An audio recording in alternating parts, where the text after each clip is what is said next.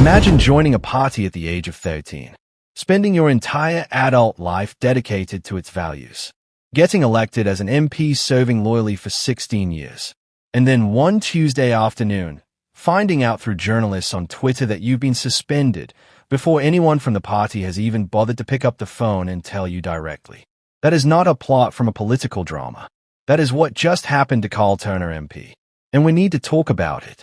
Welcome back to British Report News. Strong, hot, and today, absolutely furious on behalf of East Hull. Right, let's set the scene properly, because there's a lot going on here and the layers of this story are genuinely fascinating. Karl Turner is the Labour MP for Kingston upon Hull East. He's a barrister. He joined the Labour Party at 13 years old, and has been a member ever since. In 16 years as an MP, he has broken the whip exactly once. And the issue he broke it on? Jury trials. The government's plan to restrict access to jury trials for cases carrying sentences of under 3 years. Turner voted against it, and he was the only Labour MP who did. One man, one vote, 16 years of loyalty. And apparently, that was enough to get him shown the door, without so much as a phone call. Now here is the jaw-dropping detail that makes this whole saga even more extraordinary. When the news broke that Turner had been suspended, he found out the same way the rest of us did, through social media. He posted on X, "I'm being told that I have had the whip suspended, but I have not had any notification from the whips about this. It seems journalists have been told, but I have not." Read that again slowly.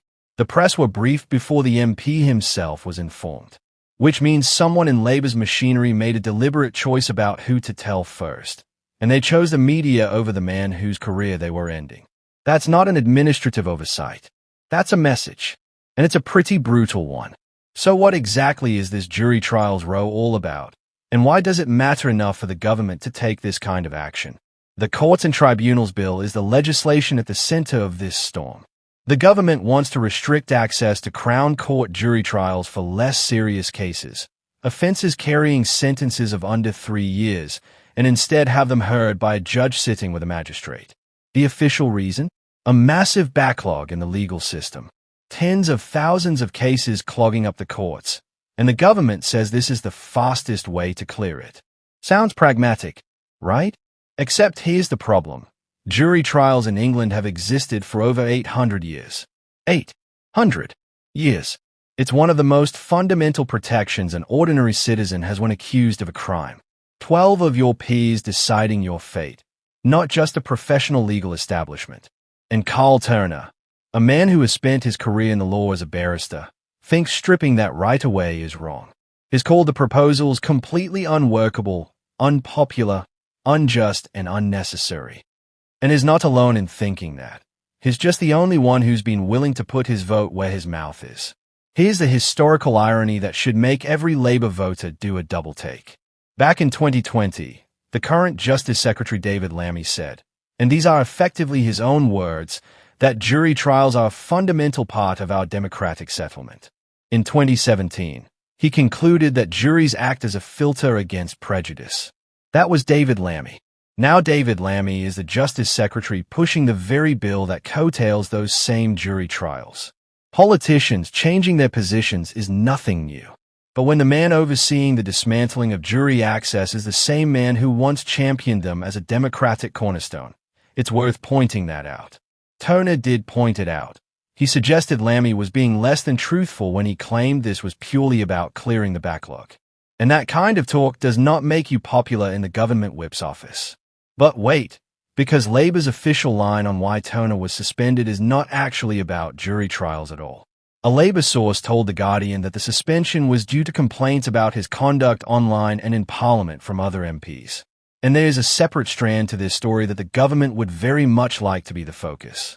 Turner recently gave an interview to an independent journalist, Jodie McIntyre, who had previously stood as a Workers' Party candidate against Jess Phillips. Turner said he was unaware of McIntyre's wider views at the time of the interview, and said had he known, he wouldn't have participated. But in that interview, Turner made some pretty scorching remarks about Morgan McSweeney, Starmer's recently sacked former chief of staff. He called him McSwindle. He questioned whether McSweeney genuinely had his phone stolen, a phone that is believed to contain sensitive messages involving Lord Peter Mandelson. Turner even suggested McSweeney was still running the job behind the scenes. So depending on who you believe, Turner was suspended either for standing up for jury trials or for going too far in his online conduct and his public attacks on a former senior aide. The government wants you to focus on the second explanation. Turner wants you to focus on the first. You can probably guess which one most people are going to find more credible. And what does Turner himself say about all of this? Is not rolling over. He said is written to Chief Whip Jonathan Reynolds through his solicitor, which is a remarkable escalation for what should have been an internal party matter, to demand a full explanation. He insists he wants to build bridges with the party, and that connects directly to the bigger picture here. This is not just about one MP from Hull. This is about what kind of party Labour is becoming under Starmer.